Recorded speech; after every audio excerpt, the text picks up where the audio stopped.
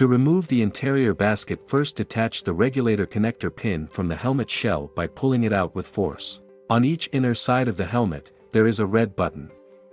By pressing it, the basket can be removed from the shell.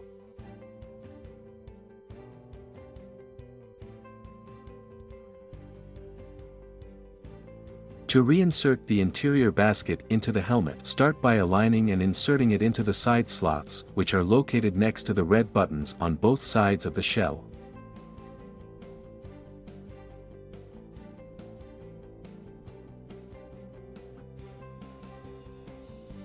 Once the basket is securely in place on both sides, insert the regulator connector pin into the regulator at the back of the shell and press firmly. Finally, check the regulator's operation by turning the knob on the outer side of the shell.